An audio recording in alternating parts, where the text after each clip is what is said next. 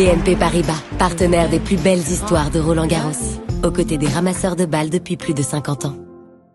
Yeah, well, for sure, it was a nice match, and she really stepped up in a second set, so I had to step up as well, and it became a entertaining match, but I'm happy that I was, solid enough to break finally in the last game, because I was trying, for the whole set, but didn't really do that, even though I have had chances, but at the end, yeah, I'm happy that I stayed solid.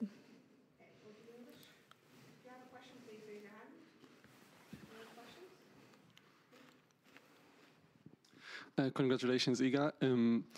I know that you've spoken about the subject of night session. You said you don't really care whenever you play and the message is received, but in a piece Charlie Ecklischer wrote for The Athletic, he connected between stuff Ons Jabeur wrote about how people perceive women in sports, and it reminded him, I guess, the post you wrote a few months ago about the way people perceive you, and he connected between the decision not to schedule women's matches at night to the way women perceived in the sport. So I want to know your comments on that. Well, yeah, I think it should be equal. Like, personally, it's not like, I have big feelings about it, because I just, do my job and I adjust, to the schedule that I'm given. But yeah, I think it should be equal, because the women's matches can be like an entertainment the same way. Like, as you could see today on my match, there were like even waves and everything. So people like it. We can put on a nice show, and that's why I think it should be equal. That's it. Just to look ahead to the next round, if you could just talk about your potential opponents, either Jelena or Elena, and kind of the different challenges they're in. Well, I think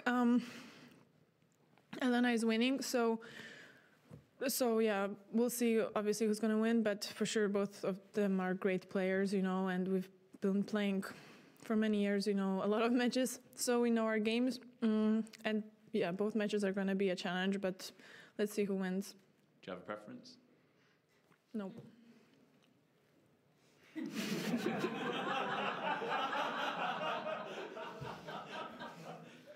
Am I a good liar? Let's see, doesn't matter really. Oh my God. I couldn't play poker.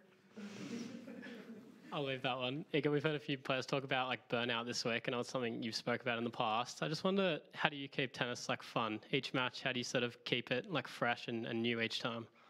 Well, it's not easy, obviously. I think if we would have less tournaments, it would be much more fun for us. But tennis is pretty like an exhausting sport because of the schedule that we have. So it's not easy to keep it fun, but yeah, but honestly, like, I love, just working on stuff, and I love practicing. So, for example, practicing, I'm like, it's always fun for me. It's less fun when obviously we feel pressure and, expectations on the match court. Then, you feel like you can't really play your game. But, I think Carlos is a great example of how to make it fun. Sometimes, force it a little bit. He also has a great game for that. Not everybody has such touch, to play, such amazing shots. But I also feel like, yeah, when I play good and the ball is, listening to me and it's going where I want, it's super fun. And this is what we work for, to have these kind of feelings. So it's good to remember that, and to also, remember how it felt when you were a kid and you were just playing. Congratulations. Thank you. In the end of the second set, you have been talking to yourself a little bit. Was it difficult to keep concentrated with this heat? Well, it was more about to like get more energy. And that's it, because, yeah, I felt like I had many chances to break. But I always, yeah, when I was like 40-30 or 40-15 on her serve, I was losing these points. So I thought I should do more, to finally do it. And that's why I talk to myself all the time. So nothing new. Any last question before we switch forward? One more.